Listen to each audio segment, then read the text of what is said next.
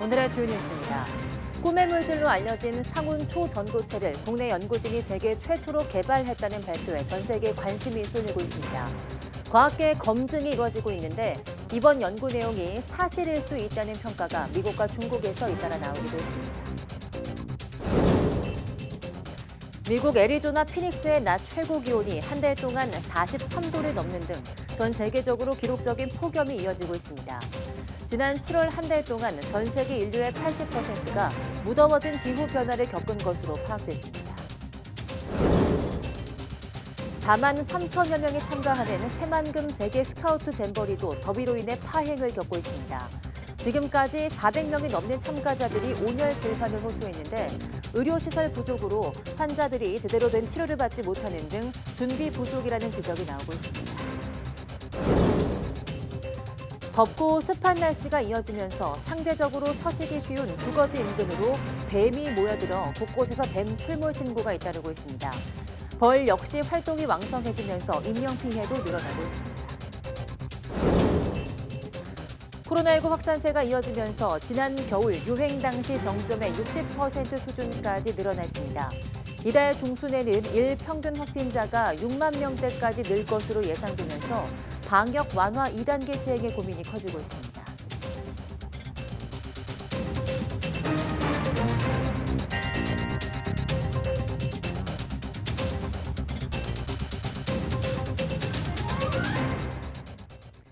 여러분 안녕하십니까? 8월 3일 사이언스 투데이 시작합니다. 각국 슈퍼컴퓨터가 예측하는 태풍의 예측 진로가 매일 변하고 있습니다. 이 가운데 우리나라에 영향을 주는 진로가 늘고 있는데 내륙에 상륙할 가능성도 처음 제기됐습니다. 정혜윤 기자입니다. 높은 파도가 해안가를 덮치고 강풍을 이기지 못한 가로수는 맥없이 부러졌습니다. 제6호 태풍 카눈이 강타한 일본 오키나와의 모습입니다. 태풍 카눈은 초속 50m, 시속 180km의 폭풍을 동반한 채 오키나와 부근 해상을 지나고 있습니다. 태풍은 앞으로 타이완 북동쪽 해상까지 북상해 정체하다 주말쯤 동쪽으로 방향을 급격히 틀 것으로 보입니다. 북풍 계열의 바람들이 유입되고 있는 구조를 보이면서 태풍의 이동 진로가 서쪽으로 향하기보다는 북쪽이나 동쪽으로 이동할 가능성이 지금. 이후 진로는 변수가 워낙 커 슈퍼컴퓨터가 예측하는 각국 수치 모델이 매일 크게 흔들리고 있습니다. 우리 기상청 모델은 태풍이 일본 규슈를 강타한 뒤 방향을 틀어 나베안에 상륙할 것으로 예측했습니다. 전 시간에는 서해 북상, 하루 전에는 동해 북상이 예상 진로였습니다. 영국 모델은 규슈 강타 뒤 동해로 진출할 것으로, 유럽 모델은 일본 남쪽을 지나가는 것으로 모의했습니다. 서해안이나 우리나라 쪽에 좀 굉장히 세력이 강한 고기압이 현재 자리 잡고 있는데요. 이 고기압이 현재 지금 어느 정도의 강도로 어디까지 확장돼 있는가가 각국마다 다르게 보고 있기 때문에 그 결과가 이렇게 달라지게 됩니다. 하지만 우리나라가 태풍 영향권에 들 가능성이 있다고 예측하는 모델이 늘어나고 있는 게 불안 요소입니다. 기상청은 태풍의 진로를 예의주시하고 있다며 우리나라 주변 북상 확률이 커지면 신속하게 정보를 제공하겠다고 밝혔습니다. YTN 정혜윤입니다. 최근 폭염으로 많은 어려움과 피해가 발생하고 있는데 새만금에서 열리고 있는 잼버리 야영장에서도 온열 질환을 호소하는 환자들이 속출했습니다. 의료시설이 부족해 환자를 감당하지 못하고 있는 상황인데 잼버리가 즐거운 놀이의 장이 아닌 마치 생존 게임장 같다는 하소연도 나오고 있습니다. 김주영 기자입니다. 새만금 세계의 잼버리 진행을 위해 마련된 리셉션홀. 귀빈 맞이를 위해 마련된 행사장인데 테이블 위에 사람들이 누워 있습니다. 담요를 두른 채 의자에 앉아 잠들었거나 일부는 담요 하나에 의지해 그냥 바닥에 방치되다시피 했습니다. 심지어 테이블에서 수액을 맞는 환자도 보입니다. 탈진, 두통 등 온열 질환을 겪고 있지만 의료시설 부족으로 병원으로 이송되지 못한 잼버리 참가자들입니다. 사람들이 막 밀려 들어오니까 때는 없고 그러니까 환자도 느낄 때는 없고 결국에는 여기 병원 뒤편에 있는 리세션 그 센터라는 책상을 그냥 부적을 쓴 거예요. 지금 의료 인력도 없고. 지난 1일 행사 첫날에만 온열 질환자가 400명에 달한 것으로 전해졌습니다. 해가 떨어진 뒤 진행된 어제 개영식에서도 80명이 넘는 환자가 어지럼증을 호소하며 쓰러지기도 했습니다. 온열 손상으로 오셨던 분들이 좀 많고요. 지금 많이 좀 나아져가지고 돌아가실 분들은 다시 본인 텐트로 돌아가신 상황이고요. 쓰러지고 막 옆에서 쓰러지니까 상황이 악화되자 조직위는 개영식 이후 많은 인파가 몰리는 부대 행사의 중단을 요청했습니다. 한때 경찰은 모든 경력을 동원하는 가포 비상을 내렸고 소방도 대응 2단계로 지원에 나섰습니다. 조직위는 중증 환자는 없는 상태라고 밝혔지만 각종 SNS를 통해 열악한 식사와 위생시설 그리고 환경 문제가 전해지면서 참가자들의 불만은 커지고 있습니다. 세계 스카우트 대원들이 모인 유쾌한 잔치, 즐거운 놀이가 유례없는 폭염과 준비 미흡으로 생존 게임이 돼버렸다는 자주 섞인 목소리마저 나오고 있습니다. YTN 김주영입니다. 찜통 더위는 밤에도 계속됩니다. 특히 강원도 강릉은 최근 밤사이 기온이 25도 이상인 열대야가 열흘 이상 나타났는데요. 피서명소에는 더위를 식히려는 사람들로 붐볐습니다. 송세혁 기자가 취재했습니다. 바다와 맞닿은 하천 다리 위에 돗자리를 펴고 눕거나 간식을 먹습니다. 솔솔 부는 강바람이 밤에도 꺾이지 않는 무더위를 식혀줍니다. 집에 가기 싫어요. 큰일 났어. 지금 며칠째 주무시는 거예요? 3일째.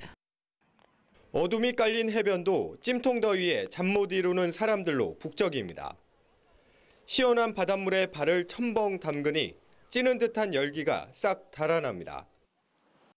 밤 10시를 훌쩍 넘은 시각이지만 기온은 29도에 머물고 있습니다. 낮 최고 기온에서 7, 8도 정도밖에 떨어지지 않았습니다. 해발 830m 대관령 옛길 휴게소 주차장.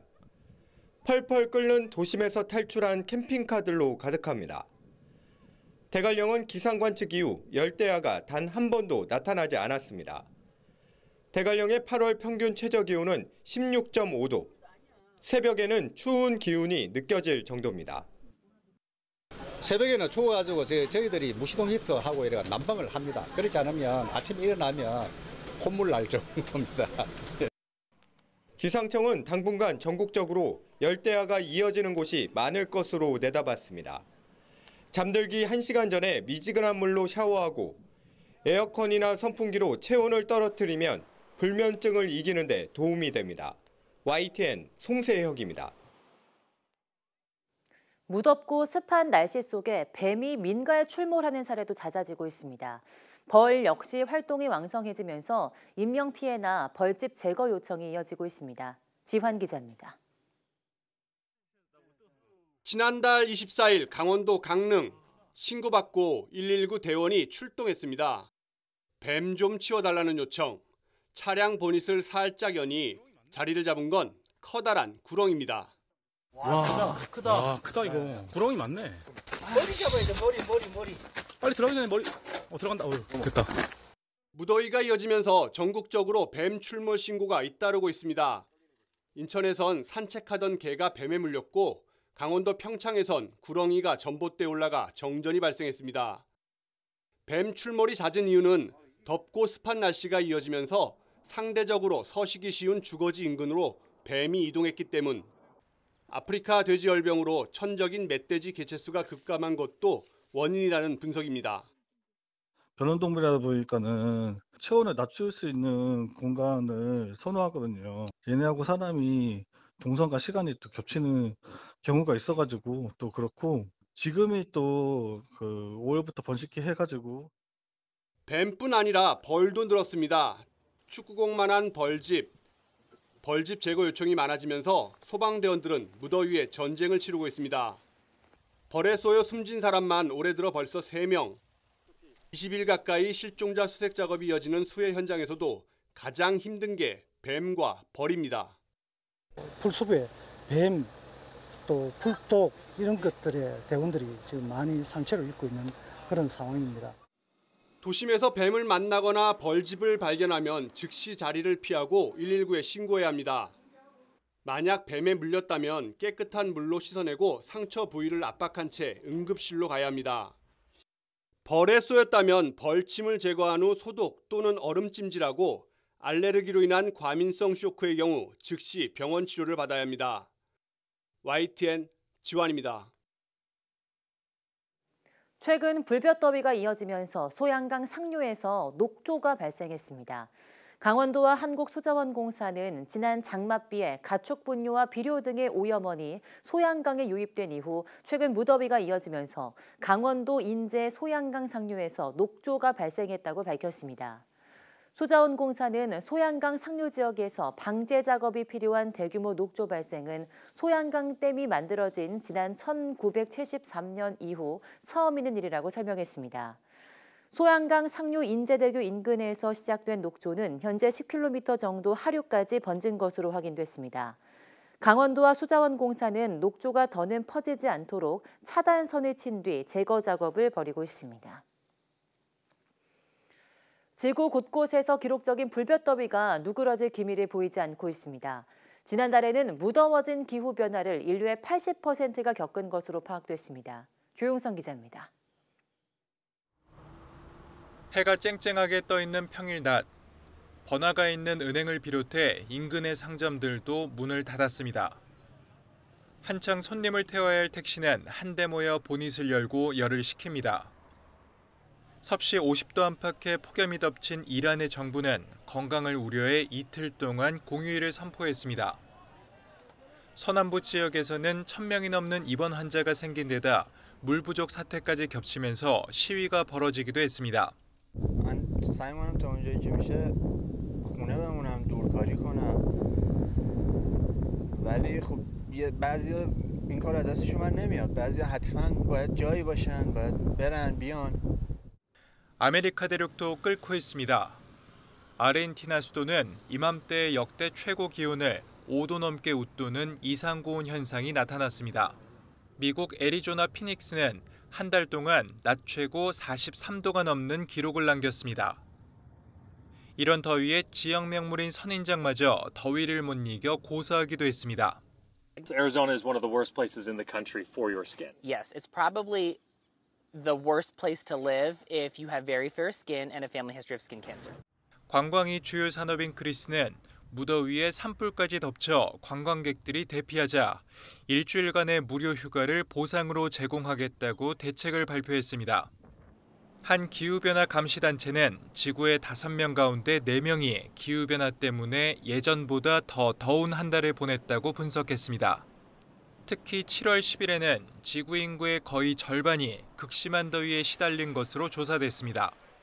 국제신용평가사 무디스는 폭염이 2100년까지 세계 GDP를 17.6%까지 위축시킬 수 있다고 전망했습니다. YTN 조용성입니다.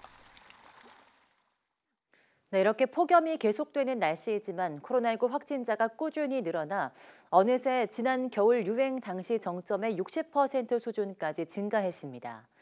이달 중순엔 일평균 확진자가 6만 명대까지 늘 것으로 예상되면서 코로나19 감염병 등급을 낮추려고 하는 방역 당국의 부담이 되고 있습니다. 기정훈 기자입니다. 지난주 코로나19에 새로 걸린 확진자는 총 31만 3천여 명. 하루 평균 4만 5천 명 정도가 걸린 것으로 한 주 전보다 23.7%나 많습니다. 확산세 가늠자인 감염 재생산 지수도 1.19로 5주 연속 1 이상의 증가세를 기록했습니다. 작년 여름 확진자가 가장 많았을 때와 비교하면 35% 수준, 지난 겨울 유행 정점에 비하면 60% 수준까지 늘어난 겁니다.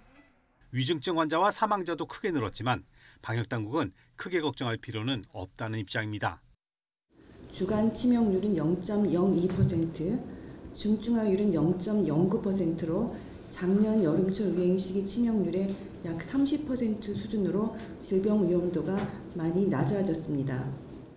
때문에 방역당국은 이달 중순쯤 확진자가 작년 12월 수준인 하루 평균 6만 명까지 오르더라도 사망자는 그때 절반 수준일 것으로 예상하고 있습니다.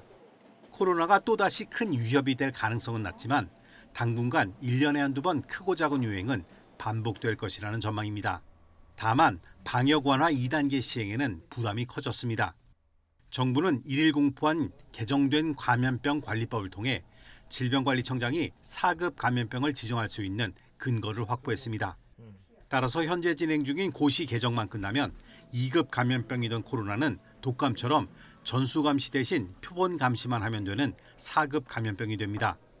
당국은 2단계 방역 완화를 시행해서 병원 등 감염 취약시설에 일부 남아있던 마스크 착용 의무를 완전히 풀려 했는데 시행 시점이 다소 늦어질 수 있어 보입니다.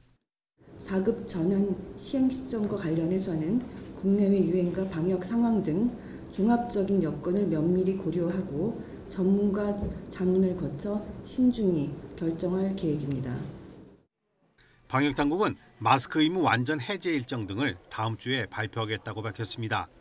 그러면서도 고령자나 면역 저하자에 대한 보호가 여전히 필요하다고 강조하고 다중이용시설에서의 마스크 자율 착용과 확진자의 5일 격리 권고를 적극적으로 지켜달라고 당부했습니다. YTN 기정훈입니다.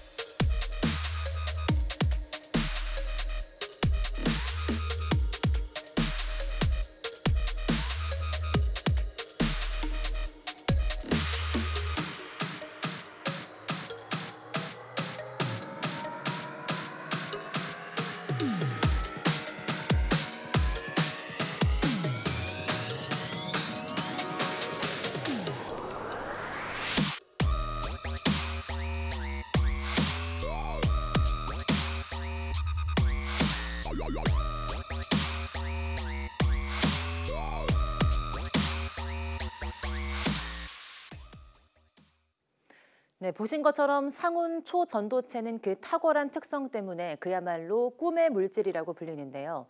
한국 연구진이 개발했다는 발표에 전 세계가 떠들썩합니다. 이번 발표에 대한 세계 과학계의 검증이 이루어지고 있는 가운데 발표 내용이 사실일 가능성이 있다는 평가가 미국과 중국에서 잇따라 나왔습니다. 최소라 기자입니다. 초전도체는 저항이 제로이고 자기장 안에서 공중에 뜨는 물질입니다. 전기를 손실 없이 전달하기 때문에 자기부상열차나 양자컴퓨터, 핵융합 발전기 등 현대 기술의 한계로 상용화하지 못하고 있는 첨단 기기를 완성할 수 있습니다. 한마디로 에너지 분야에 혁명을 불러올 꿈의 물질로 평가되고 있습니다. 따라서 전 세계 과학자들이 100년이 넘도록 초전도체 개발에 힘써왔지만 지금까진 영하 200도 아래 극저온이나 대기압의 10,000배 이상 높은 압력에서만 간신히 초전도 현상이 나타나는 수준이었습니다. 그런데 한국 연구진이 납과 구리 등으로 합성한 LK99가 상온과 대기압에서 초전도 현상을 보였다고 발표했습니다. 온도와 상관없이 저항 제로의 성격을 나타낼 뿐 아니라 20도 내외의 상온과 1기압 정도의 일상적인 조건에서도 자기장을 받으면 공중에 떴다는 겁니다. 19장짜리와 22장짜리 논문 2편에선 LK99를 만드는 과정과 LK99의 실물이 담겼습니다. 현재는 학술지 정식 게재 이전으로 사전 공개 사이트에 실린 상태지만 곳곳에서 적극적인 검증이 이루어지고 있습니다. 미 로렌스 버클리 국립연구소는 논문 내용을 시뮬레이션한 결과 이론적으로 가능하다며 긍정적으로 평가했습니다. 이어 중국 화중과학기술대 연구팀은 실제 실험을 진행했더니 LK99가 자기장에서 둥둥 뜨는 데 성공했다고 주장했습니다. 다만 저항이 완전히 사라지는지는 확인되지 않았습니다. 실험이 사실이고 이게 실현화된다면 대단한 열풍이 아마 불 것 같아요. 전자소자가 되려면 이게 방막화가 가능해야 된다.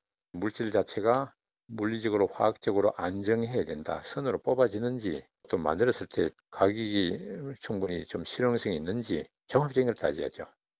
한국 연구진의 논문이 사실로 밝혀진다면 노벨상 등 세계적 권위상 수상은 물론 전 세계 과학기술계를 혁신적으로 끌어올릴 발견이라고 기대를 모으고 있습니다. YTN 사이언스 최소라입니다. 달이 지구에 가까워져 크게 보이는 현상인 슈퍼문이 지난 밤에 이어 이달 말에 또 한 번 뜰 예정입니다. 미국 CNN 등 외신들에 따르면 한국 시각 기준 어제 새벽 3시 32분에 이어서 오늘 31일 오전 10시 36분쯤에 슈퍼문을 두 번째로 관찰할 수 있을 전망이라고 밝혔습니다. 따라서 31일 새벽부터는 평소보다 큰 보름달을 볼 수 있을 전망입니다.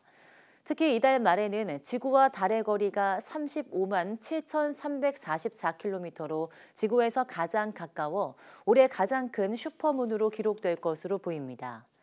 이렇게 한 달에 2번 보름달이 뜨는 경우 두 번째 뜨는 달을 서양에서는 블루문이라고 부르는데 2018년 이후 5년 만입니다.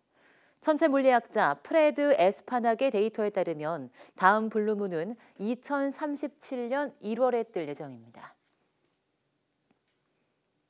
LH 발주 공공아파트 지하주차장의 철근 누락 사태와 관련해서 정부가 무량판 구조를 특수구조 건축물로 지정하는 방안을 검토 중입니다. 특수구조 건축물로 지정되면 설계, 시공, 감리 등 건축 전 과정에서 관리가 강화돼 부실 공사를 방지할 수 있습니다. 이동호 기자입니다. 지난 2014년 경주 마우나 리조트 체육관 지붕이 무너져 대학생 10명이 숨지는 사고가 발생했습니다. 이 사고 이후 정부는 특수구조 건축물 관리를 강화했습니다. 특수구조물은 구조 안전성을 확보하기 위해 각종 건축 기준과 절차를 강화한 건축물을 뜻합니다. 특수구조물로 지정하면 구조의 특수성을 이해하는 전문가가 설계와 공사, 감리 전 과정에 참여하게 됩니다. 지하 주차장이 붕괴한 인천 검단 아파트와 보강 철근이 누락된 LH 아파트 15군데처럼 설계와 시공, 감리 전 단계에 걸친 총체적 부실을 사전에 방지할 수 있는 것입니다. 철근이 빠진 LH 15개 단지 가운데 10개 단지는 구조 계산을 잘못하는 등 설계 실수였으며 5개 단지는 시공 미흡이었습니다. 무량판 구조에 대한 이해가 낮은 현장 근로자들이 다른 층 도면을 보고 보강 철근을 빠뜨린 경우도 있었습니다. 이탈은 철근 누락 사태와 관련해 정부가 수평 기둥인 보호 없이 수직 기둥이 직접 슬래브를 지탱하는 무량판 구조를 특수 구조물로 지정해 부실 공사를 방지하는 방안을 검토하고 있습니다. 실제로 인천 검단 LH 아파트 지하주차장 붕괴 사고의 건설사고조사위원회도 무량판 구조를 특수 구조물에 추가하자고 제안하기도 했습니다. 무량판에 포함시켜서 이 특수구조로 포함이 되게 되면 향후의 건축 심의 과정이라든지 시공 과정에서 조금 더 정밀한 검토가 필요하기 때문에 이런 특수구조에 포함을 시켜야 되겠다는 것이 첫 번째 저희 제안 사항이고요. 하지만 무량판이 복잡하고 특수한 구조가 아닌데 특수구조물로 정하면 비용이 증가하는 것은 물론 규제를 불필요하게 강화하는 것이란 우려도 제기됩니다. 이번 특수구조 건축물로 이제 무량판 구조를 현재 편입하는 부분에 대해서는 실은 이제 비용 증가들, 예를 들어서 구조 설계하는 과정에서의 어떤 부분들, 그리고 실제 정밀한 점검이라든지 진단하는 과정에서의 이런 비용 증가까지도 고려를 해서 정부가 안전 관리를 강화하면서도 건설 산업의 비효율도 고려해야 하는 만큼 어떤 결정을 내릴지 관심이 쏠리고 있습니다. YTN 이동호입니다.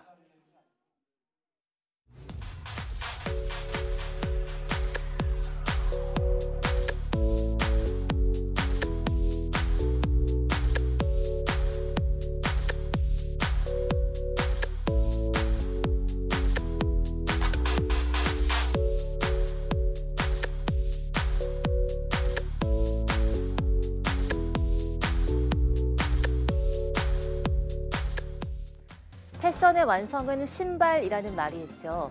단순히 걸음을 도와주는 소모품이 아니라 자신의 개성을 나타내는 패션 아이템으로 자리 잡으면서 이제는 값비싸고 희귀한 신발을 수집하는 사람들도 늘고 있는데요.